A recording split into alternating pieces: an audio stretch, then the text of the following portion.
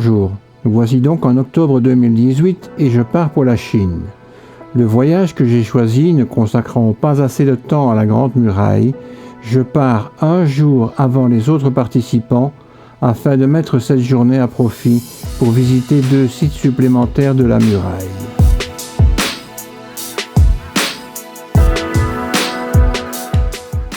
Le premier de ceux-ci est Jinsailing, situé à 120 km au nord-est de Pékin.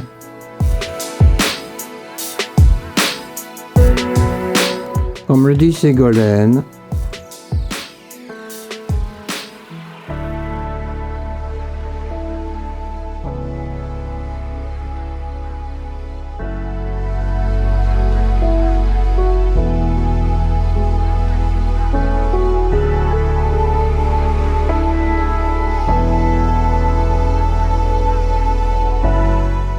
Jinsailing fut construite en 1570 sous la dynastie Ming. Cette section de la Grande Muraille mesure 10 km et demi de longueur et est reliée via un pont suspendu à la section de Simatai à 4 heures de marche. La Grande Muraille comprend ici 76 forteresses. Elle est conservée en assez bon état et sa section centrale a été restaurée.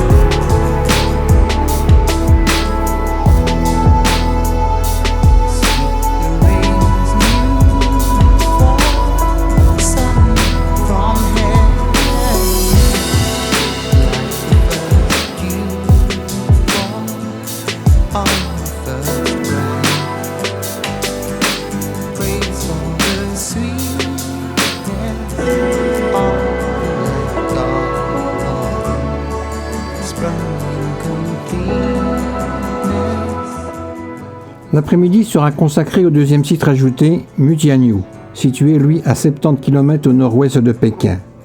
Elle est pour la première fois construite au milieu du VIe siècle lors de la dynastie Qi du Nord. Construite principalement en granit, la muraille est haute de 7 à 8 mètres et son sommet est large de 4 à 5 mètres. Comparée aux autres sections, elle possède des caractéristiques de construction uniques. Les miradors sont placés densément le long de cette section de la muraille. 22 miradors sur 2250 mètres. À la fois, les parapets intérieurs et extérieurs sont crénelés, donc il était possible de tirer sur les ennemis des 2 côtés.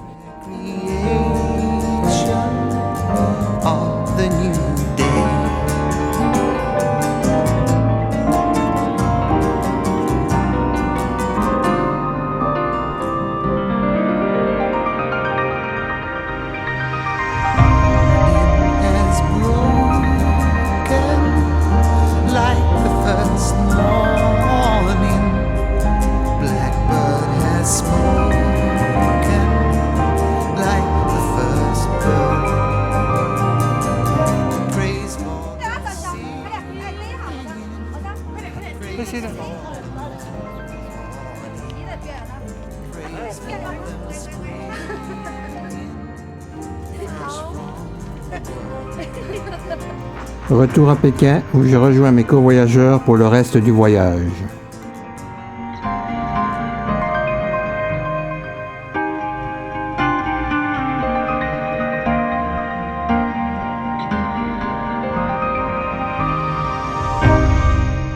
Bien sûr, les chiffres de Jacques Dutronc datent un peu. On est à plus du double maintenant. Ceci pour dire que la place Tiananmen est noire de monde et que plus de 90% des touristes sont des Chinois. La place Tiananmen, littéralement place de la Porte de la Paix Céleste, est une place située au centre de Pékin.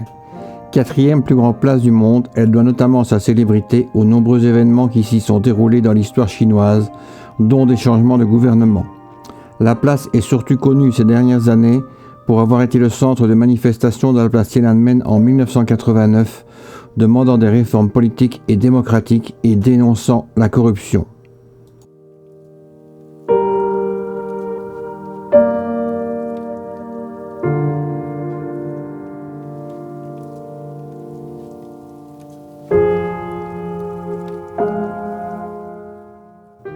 La cité interdite, généralement appelée par les Chinois le palais ancien, est le palais impérial haussé de la cité impériale de Pékin, dont la construction fut ordonnée par Yongle, troisième empereur de la dynastie Ming, et réalisée entre 1406 et 1420. Ce palais, d'une envergure inégalée, s'étend sur une superficie de 72 hectares.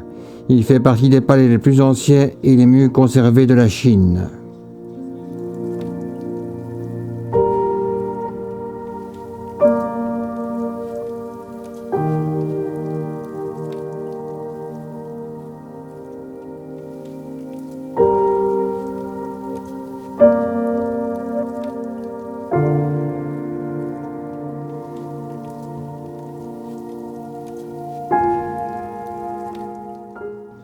Le temple de Longye, ou temple des lamas, est un temple du bouddhisme tibétain fondé en 1694 sous la dynastie Qing. Les travaux de construction ont commencé en 1694 sous la dynastie Qing. Il servait à l'origine de résidence officielle pour les eunuques, puis pour le prince Yongzheng. Dans la vieille Chine, la définition des rues et des ruelles était stricte. Les hutongs constituent des réseaux d'accès intérieurs aux vastes blocs que découpent les avenues pékinoises. Ce sont de longs couloirs aux murs ponctués par des portes en bois donnant sur des maisons à cours carrés.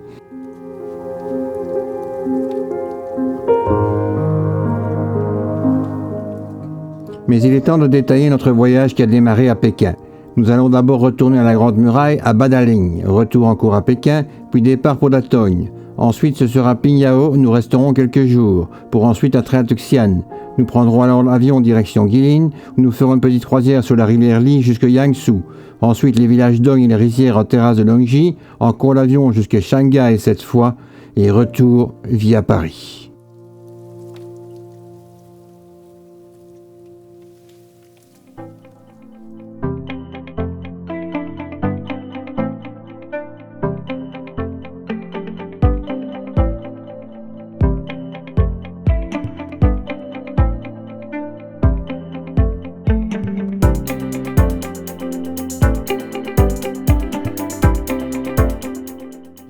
C'est donc à Badaling que nous retournons à la Grande Muraille.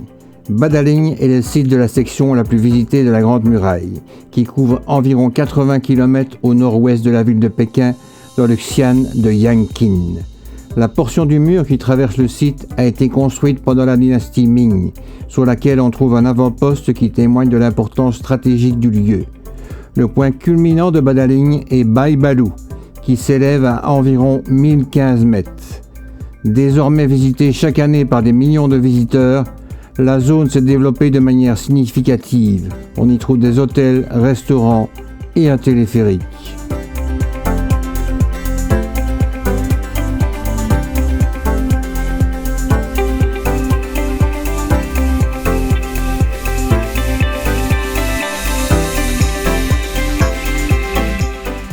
Le palais d'été, littéralement jardin de l'harmonie préservée, est un palais situé à Pékin.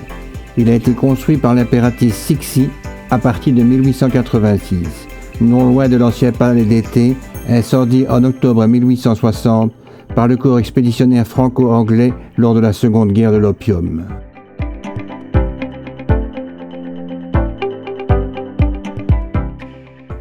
Initialement appelé monument du ciel et de la terre, il a été construit de 1406 à 1420 pendant le règne de l'empereur Yongle, qui était aussi responsable de la construction de la cité interdite.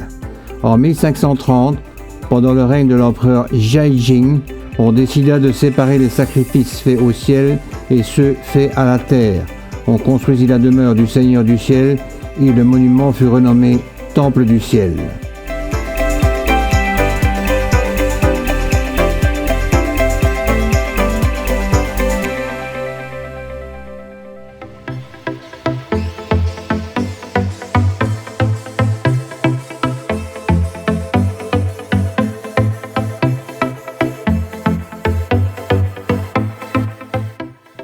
Le caméraman joue un peu.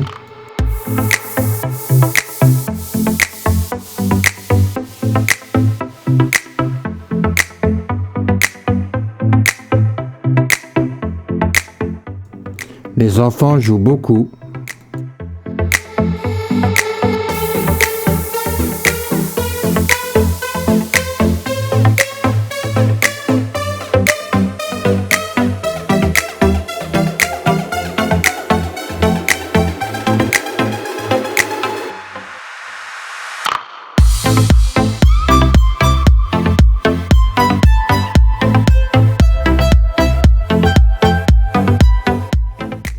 Et les adultes locaux jouent aussi.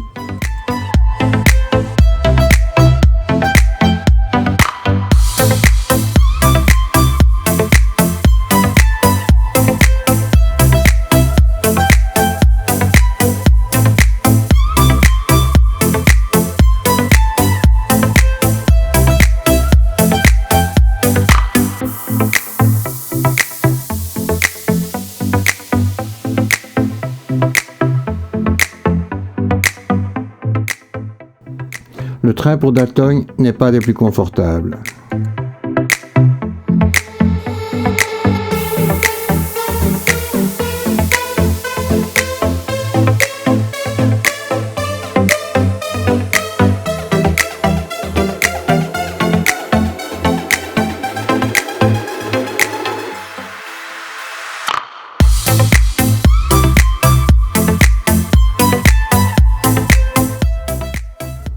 Le monastère suspendu Xuankong est situé à 65 km au sud-est de Datong.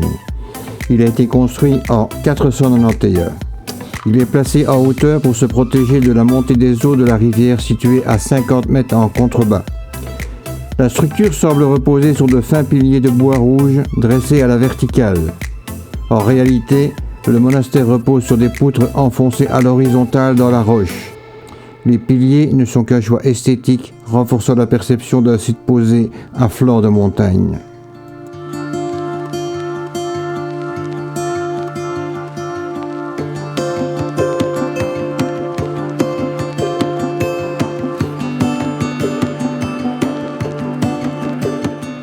On y compte 53 cavernes pour environ 50 000 statues, aménagées entre les 5e et 6e siècles sous la dynastie Tabgash des Wei du Nord.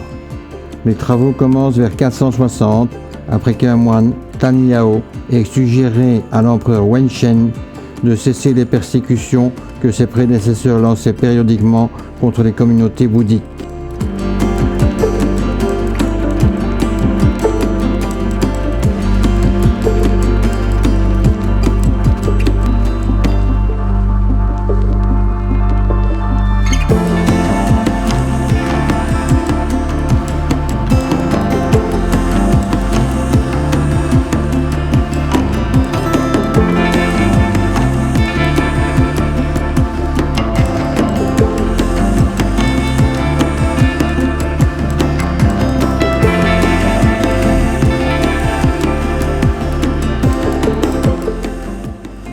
Les remparts de Datong sont en fait une reconstruction plutôt qu'une restauration. Ils contrastent avec la ville moderne.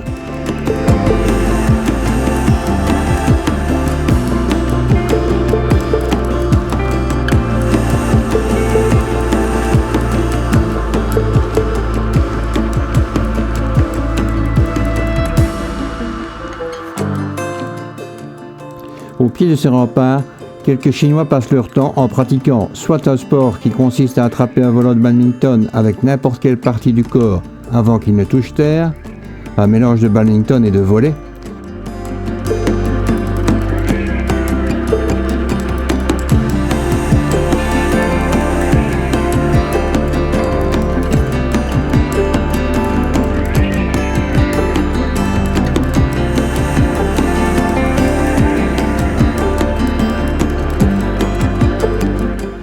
Soit le tai chi,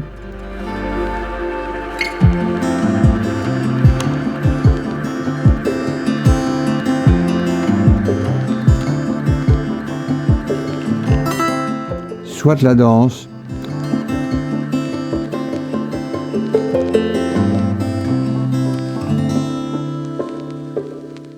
ou encore le maniement du sabre.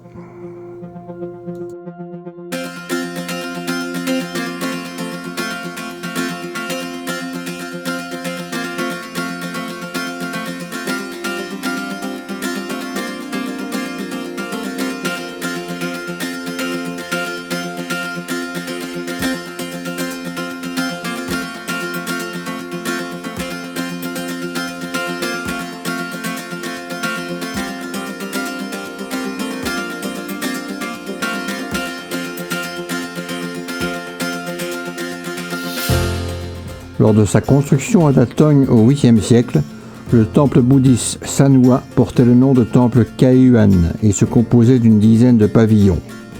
C'est au 15e siècle que ce temple de Datong prend le nom de temple Sanwa et est entièrement reconstruit.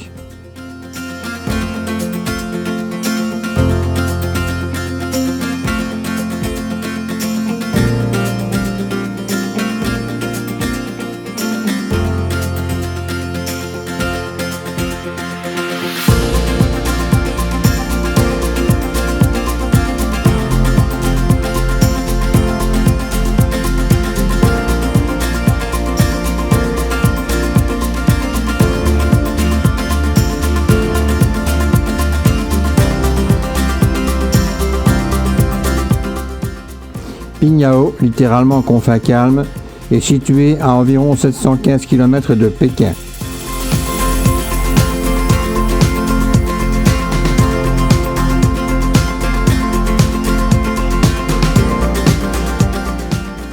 Mais il est temps de vous présenter mes compagnons de voyage.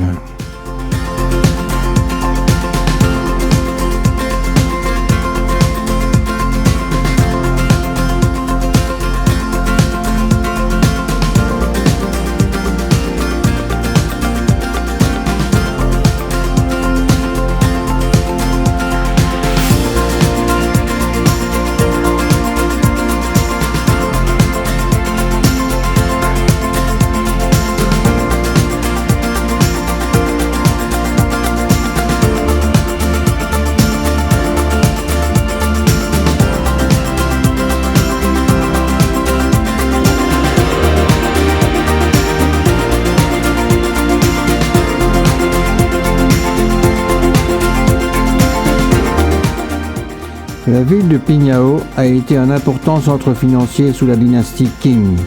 De nombreuses banques s'y sont développées. Les transferts d'argent interbancaires ont été créés. Les escortes ont également été formées aux arts martiaux chinois pour accompagner les transports de fonds.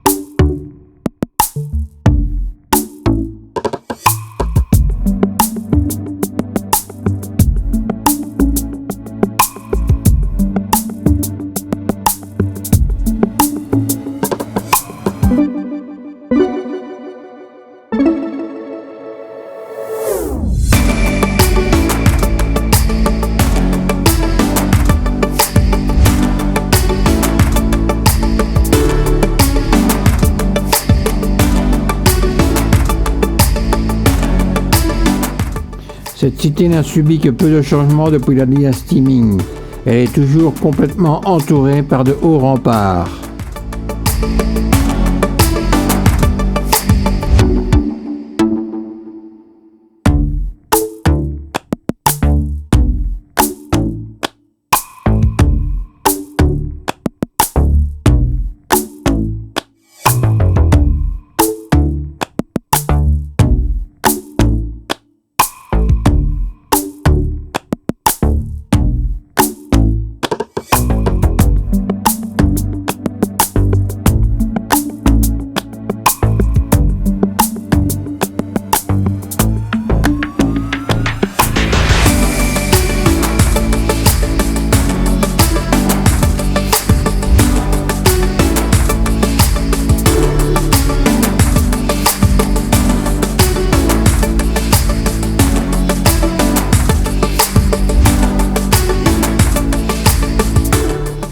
Nous prenons le TGV pour Xi'an, où ce soir nous allons assister à un spectacle de chant et de danse locale.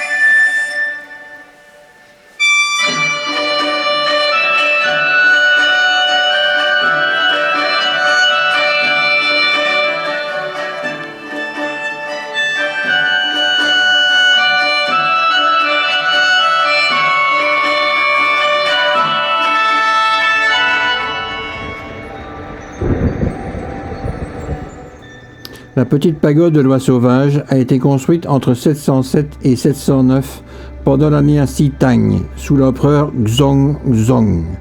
La pagode s'élevait à 45 mètres jusqu'au séisme de 1556 de Shaanxi. Le tremblement de terre a endommagé la pagode, ce qui a ramené sa hauteur à 43 mètres répartis en 15 niveaux.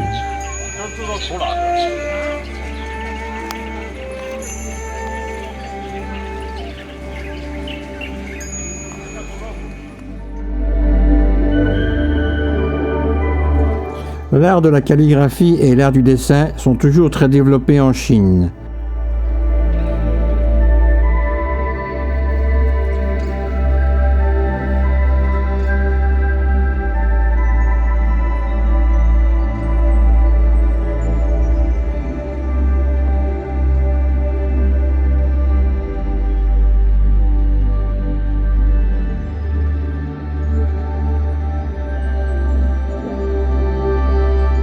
La tradition est de se faire fabriquer un seau avec son nom en chinois.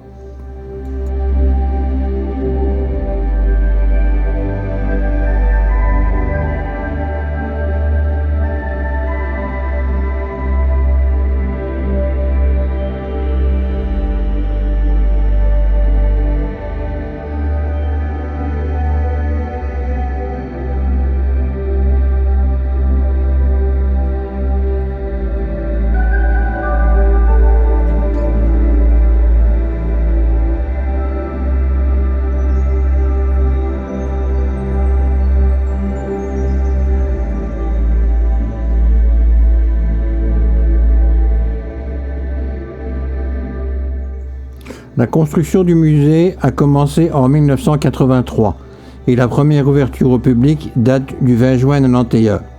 Sa surface s'élève à 65 000 m², dont 55 600 de bâtiments, 8 000 de stockage et 11 000 de salles d'exposition. On peut constater que la copie fait partie des gènes chinois.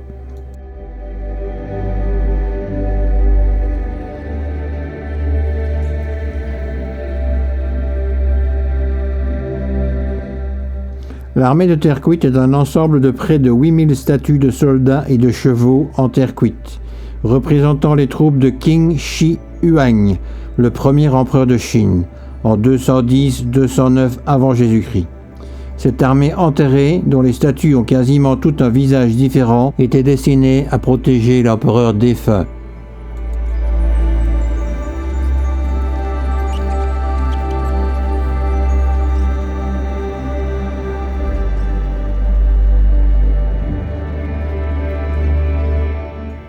Elle est découverte le 29 mars 1974 à l'est de Xi'an par des fermiers en train de creuser un puits à 1,6 km à l'est de la tombe de Qin Shi Huang, dans une zone connue pour être riche en sources et rivières souterraines.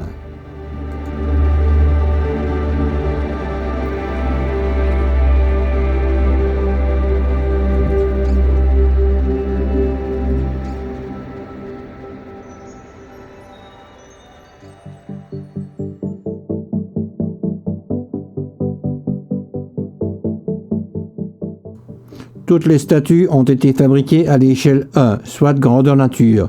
Leur taille uniforme et leur coupe de cheveux changent en fonction de leur rang au sein de l'armée. Et même si, au premier abord, chaque visage est différent, les chercheurs ont fini par identifier 10 visages types qui ont été réutilisés avec des variantes pour toute l'armée.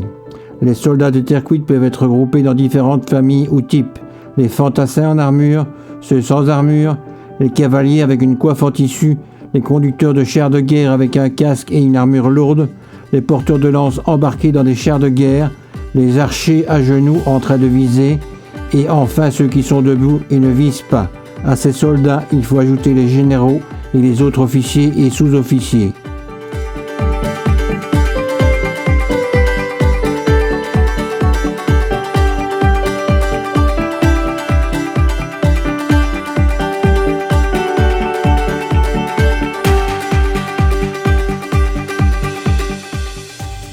Le travail continue et la restauration est loin d'être terminée. Le travail restant à faire est colossal.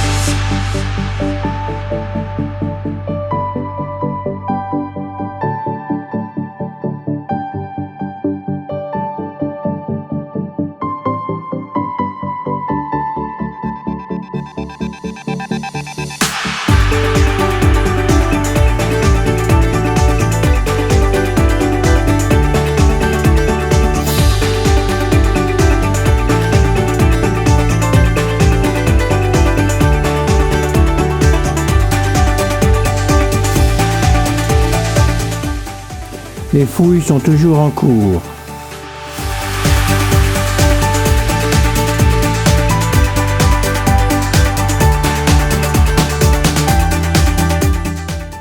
En octobre 2018, on y a retrouvé l'empereur de Belgique. La grande pagode de l'Oie sauvage a été construite en 652 pendant la dynastie Tang et avait à l'origine 5 étages.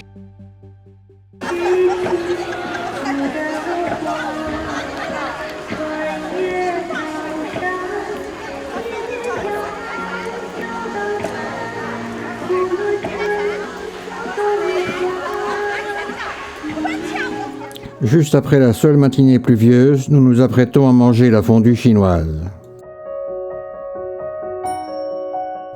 Le quartier musulman de Xi'an, appelé aussi le quartier Hui, est un quartier commercial situé près de la tour de la cloche et de la tour du tambour et des remparts de Xi'an.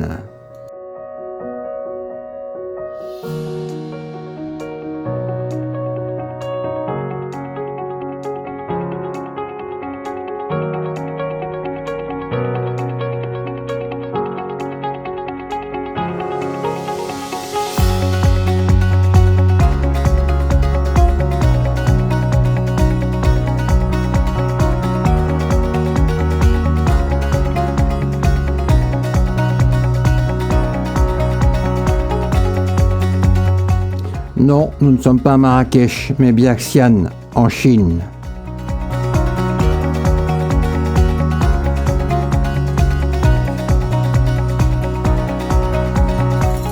Mais ne faisons pas trop de bruit.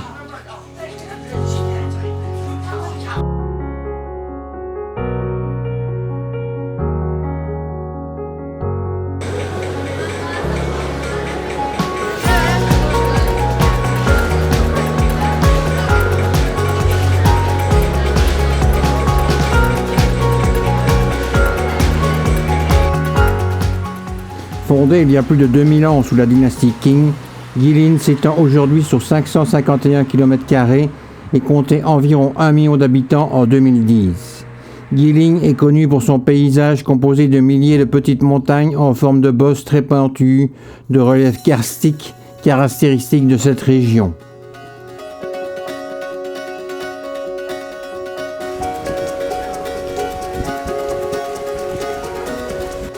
Lorsqu'un Chinois ou une Chinoise apprend une langue étrangère, un prénom d'origine lui est attribué. C'est pourquoi c'est Daphné qui nous explique le déroulement de cette mini-croisière.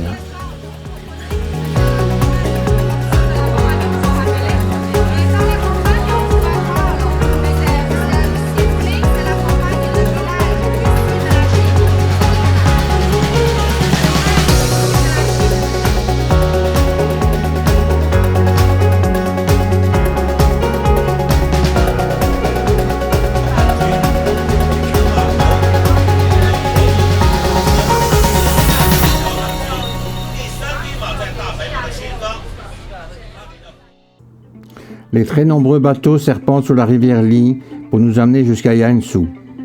Et là, j'ai un coup de gueule à faire valoir. Il n'y a pas si longtemps, la région était une région de pêcheurs, utilisant principalement la pêche au cormoran. Cette tradition séculaire n'est aujourd'hui plus rentable et seuls quelques pêcheurs résistent grâce aux démonstrations pour les touristes. Il faut 10 touristes pour organiser une sortie de pêche. Depuis quelques années, un spectacle son et lumière artificielle est présenté à Yangshuo. Celui-ci rassemble 500 à 600 acteurs et figurants et se déroule devant 2500 spectateurs 2 fois par soir en basse saison et 3 voire 4 fois en haute saison. À 35 € la place, je vous laisse imaginer le pactole. Alors que tous les soirs 5000 spectateurs y assistent, il est souvent impossible de trouver 10 personnes pour voir la pêche au cormoran. Il faut même insister pour essayer d'en faire partie.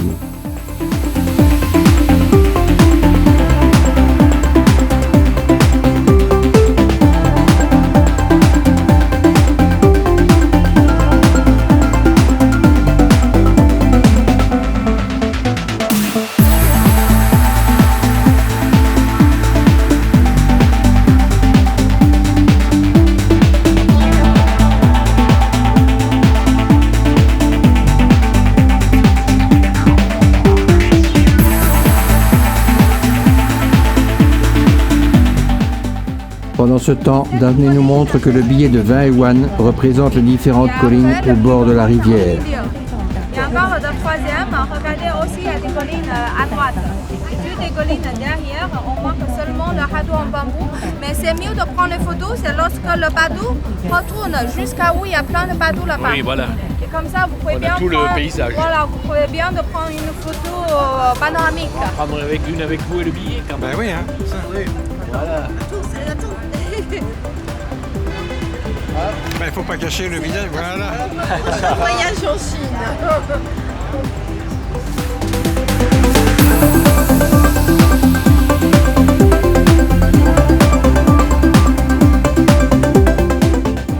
La ville de Yangshuo est construite sur l'une des rives de la rivière Li et est entourée de nombreux pics calcaires entre lesquels la ville s'est développée. Les 2 principales rues de la ville partent perpendiculairement de la rivière, la rue chinoise ou China Street et la très touristique rue Ouest. Elles accueillent de très nombreux commerces à l'attention des touristes chinois ou étrangers. C'est l'œuf du canard. Et puis nous, extérieur, il faut mélanger avec la terre, le sel. Et après, paille de riz, des tiges de riz. On mélange tout, on met dans la terre pendant 3 mois. Ça se cuit. Et ça coupe. Et nous, en fait, on peut faire comme manger comme... Ma mauvaise humeur concernant ce spectacle est accentuée par le fait que si spectacle il y a, celui-ci n'est pas terrible, pour le dire poliment. Il faudrait tout de même que les touristes soient conscients que la pêche au cormoran est bien plus représentative de la région et insistent pour y assister. Il faudrait aussi que les tours opérateurs et les guides renseignent mieux les touristes à ce sujet, même si les commissions sont moins intéressantes. Et encore, que les guides papier arrêtent les critiques dithyrambiques. Il n'est pas possible que nous ayons vu le même spectacle. Et moi, je suis sûr de l'avoir vu.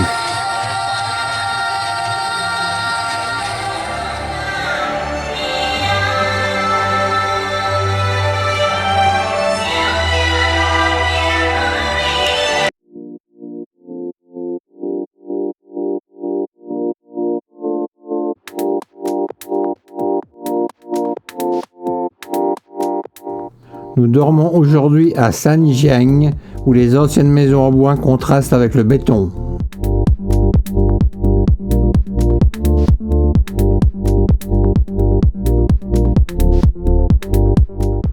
Nous nous situons dans une région peuplée par l'ethnie Dong. Loti au cœur des montagnes, Shenyang est un surprenant ensemble de 9 villages qui sont entourés par un superbe patchwork de rizières et de terres agricoles et bordés par la paisible rivière Lingxi. Les vivaces traditions ancestrales rythment immuablement le mode de vie des habitants et le temps semble ici suspendu.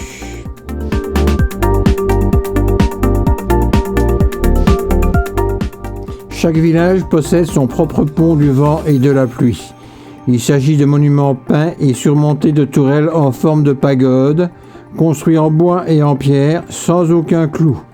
Celui-ci, qui est le plus beau de l'ensemble, s'étend sur 65 mètres, compte 5 pavillons et il est surmonté d'une belle toiture.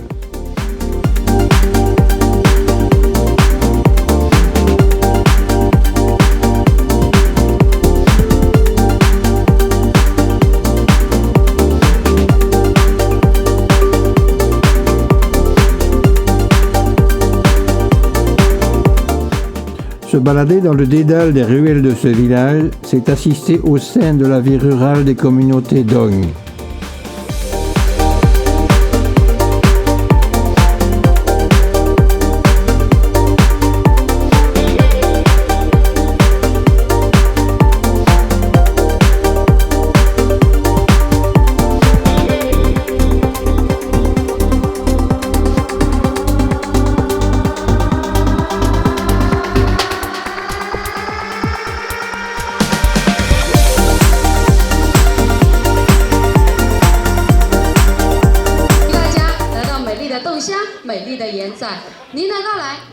Chaque jour, au centre des villages, les spectacles sont organisés principalement par les femmes. Bien que sympathiques et de bonne facture, ceux-ci peuvent devenir répétitifs.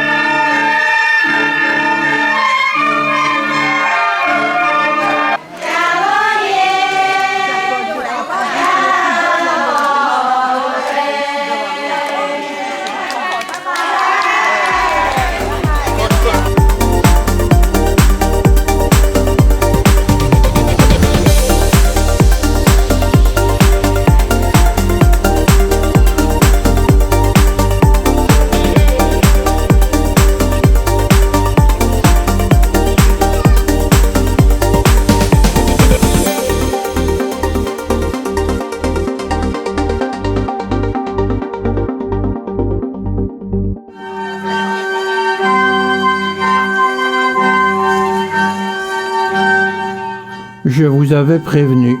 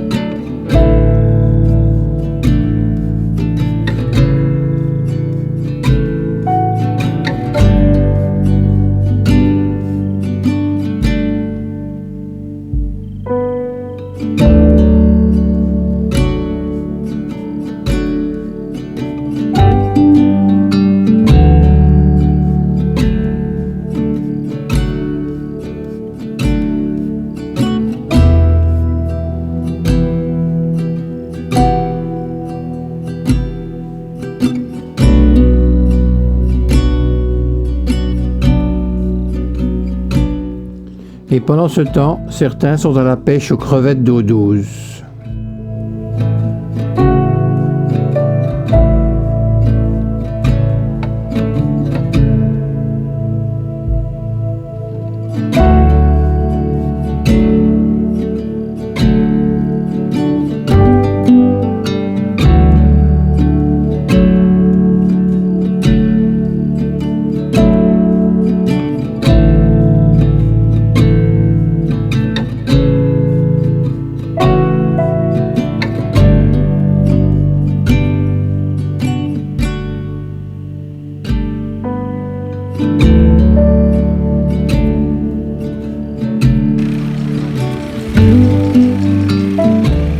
Le système d'irrigation est assez ingénieux, simple et permet pourtant la culture du riz.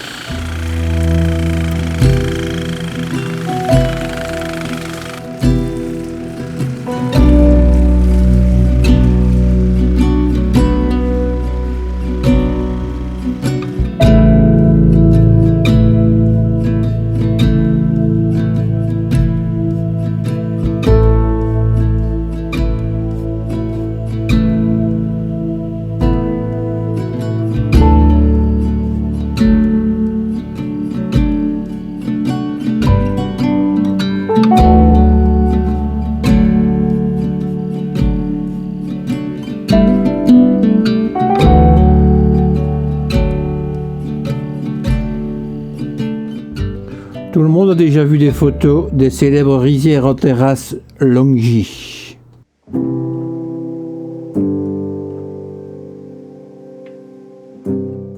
Pour monter au village de Ping'an, où se trouve notre hôtel, il y a 800 marches comme celle-ci. Heureusement, une solution existe. Il ne faut pas être gêné de les emprunter. Les villageois s'organisent chacun à leur tour pour partager un revenu non négligeable.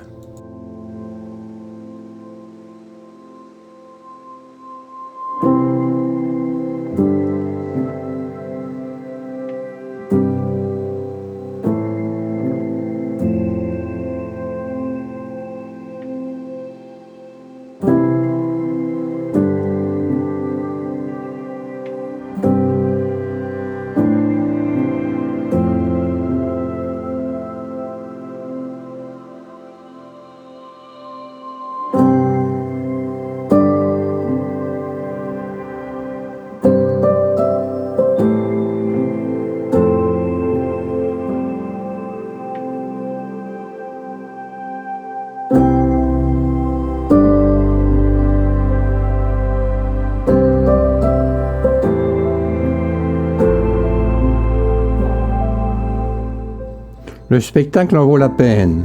Hélas, le lendemain matin, encore des marches pour atteindre les plus beaux points de vue. Il n'était toujours pas possible pour mes pauvres petites pattes.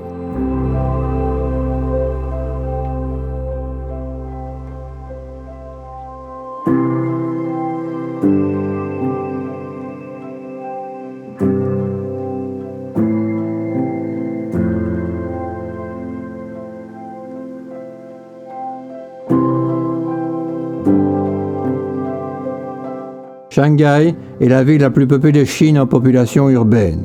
Elle constitue aussi l'une des plus grandes mégalopoles du monde, avec plus de 24,15 millions d'habitants en 2015.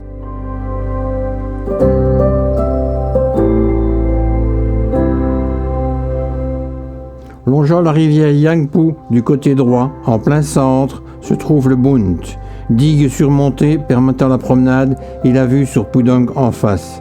Car le Bund ne serait que peu d'intérêt s'il ne fournissait pas la vue sur Pudong de l'autre côté de la rivière.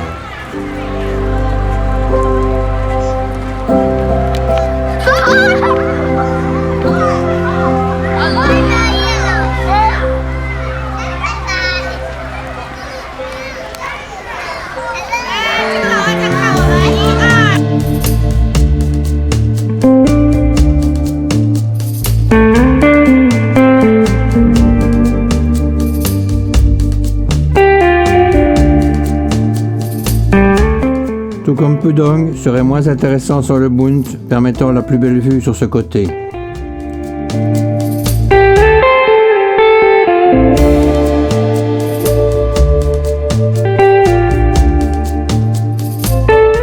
L'émergence de la ville comme centre financier de l'Asie-Pacifique au XIXe et au XXe siècle s'est faite concomitamment au développement des concessions européennes durant plusieurs décennies. Et là, au beau milieu, le jardin You, le plus beau jardin chinois de Shanghai. Il a été construit au XVIe siècle sous la dynastie des Ming par un fonctionnaire de la cour de justice du Sichuan, selon la tradition des jardins chinois.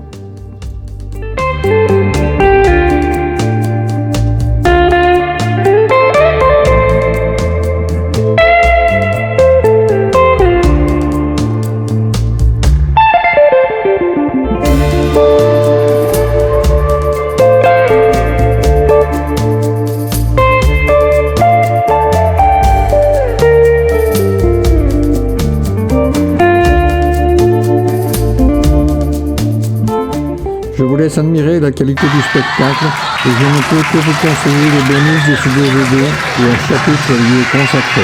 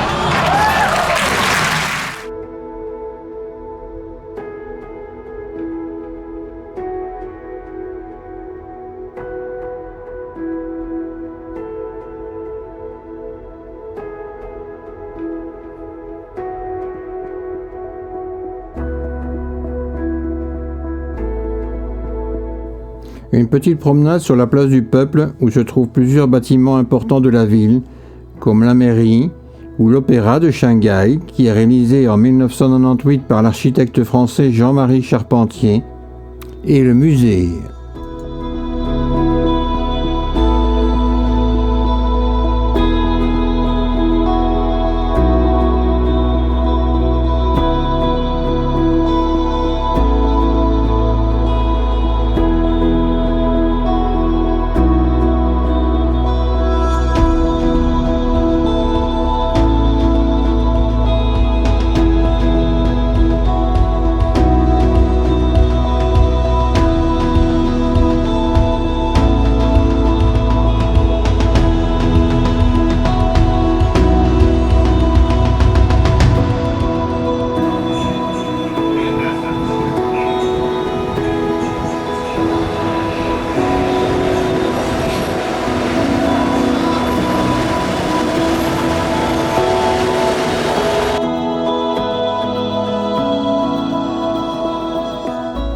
Le métro nous a conduits à Pudong, qui est séparé du centre traditionnel de la ville, Puxi, par le fleuve Yangpu face au Bund.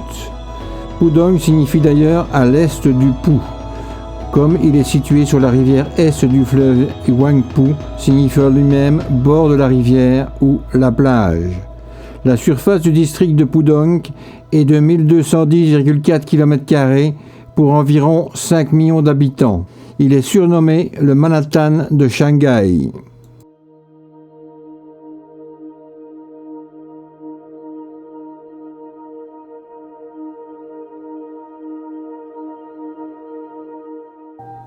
C'est du sommet d'une de ces tours, dont nous pouvons voir l'intérieur, que nous admirons la vue sur le quartier et sur le Bund.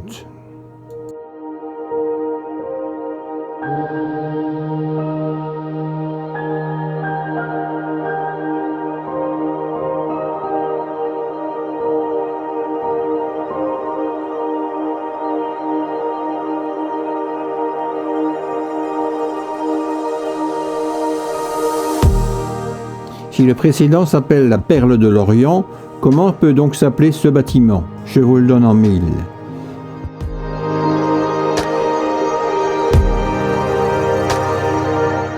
Celui qui a répondu le décapsuleur a gagné.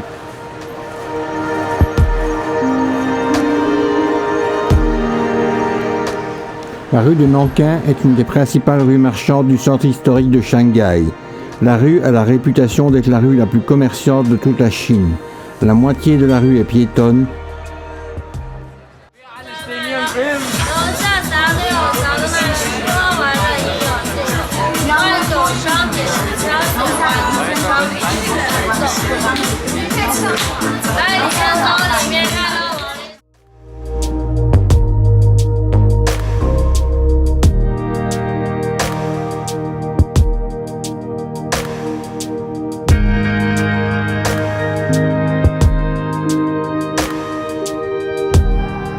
Le soir, tout s'illumine et le spectacle, certes énergivore, est splendide.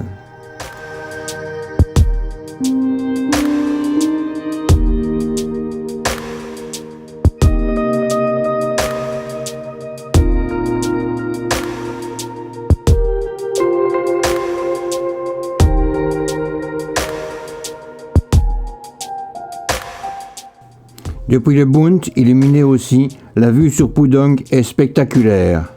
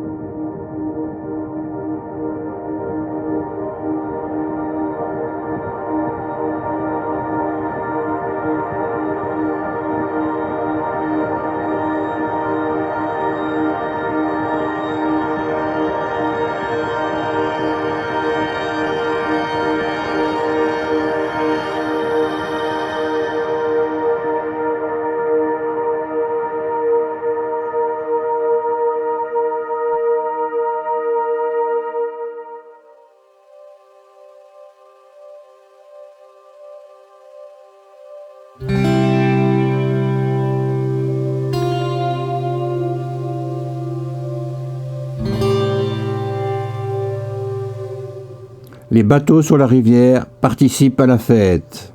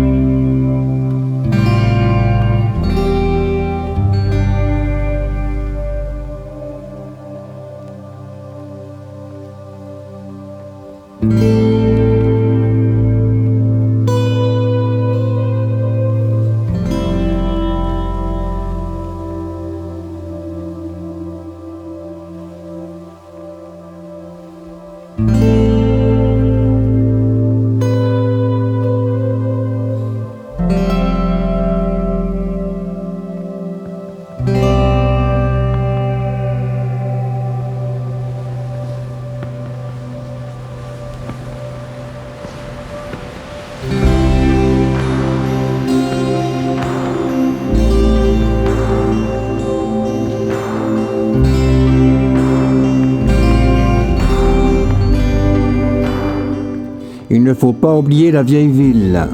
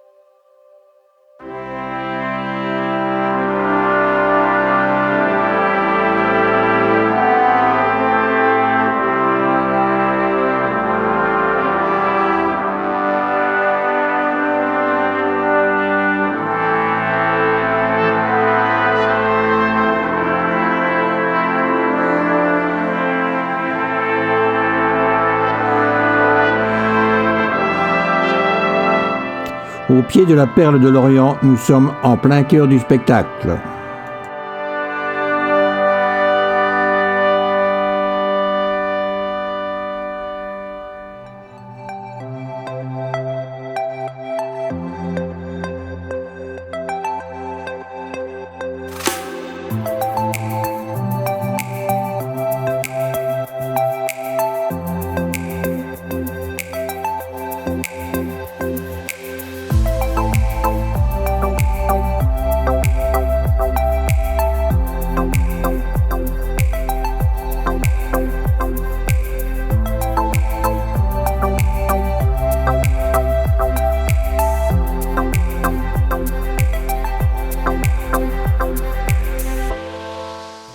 Le bourg antique de Tongli se situe à une vingtaine de kilomètres au sud-est de Suzhou, dans la province de Jiangsu.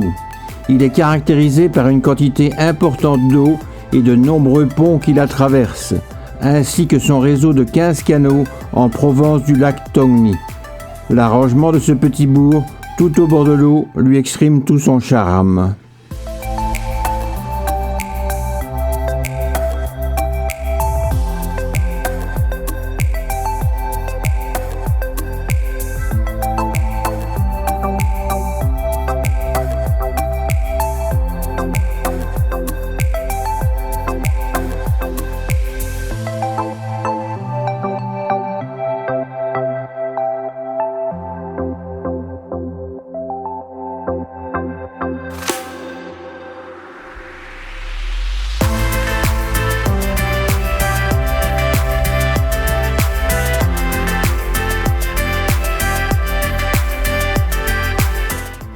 Le fameux jardin de Tuizy, dans lequel vous pouvez vous promener paisiblement, construit au bord de l'eau, avec un étang au centre, fait une preuve originale et donne vraiment l'impression qu'il a été construit sur l'eau.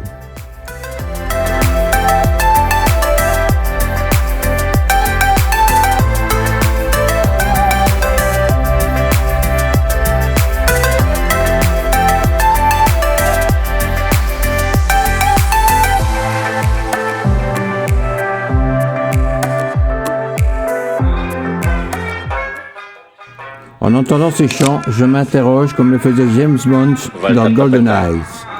765 mm, 3 hommes seulement usent de cette arme. Il me semble avoir tué deux de ces hommes. Une de ces veines. J'en doute fort. Qui étrangle le chat? On étrangle le chat?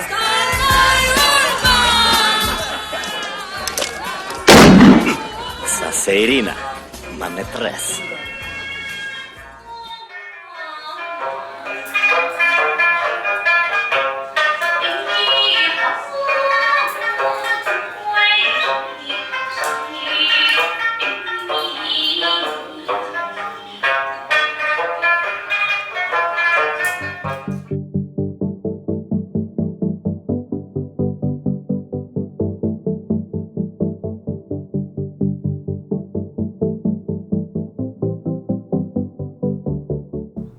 Malgré le fait que ce jardin soit de petite taille, 1,3 hectare, il est divisé en 3 parties distinctes. À l'est, une zone résidentielle, À l'ouest, un jardin intérieur avec une cour. Au centre, le jardin lui-même, dans lequel on peut découvrir un étang entouré de pavillons et de kiosques. On y trouve aussi de nombreux arbustes très élégants, ainsi que des rochers aux formes originales. Il n'y a par contre aucune fleur dans ce jardin.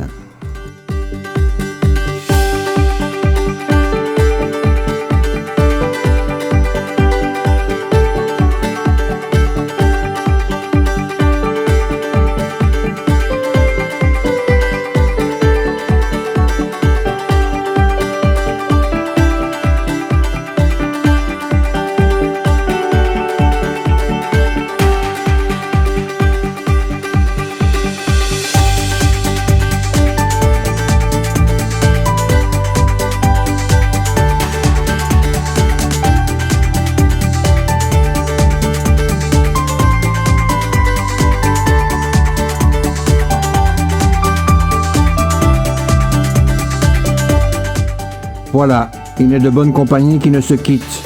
Il faut bien rentrer chez soi de temps à autre, et le temps est venu jusqu'aux prochaines découvertes.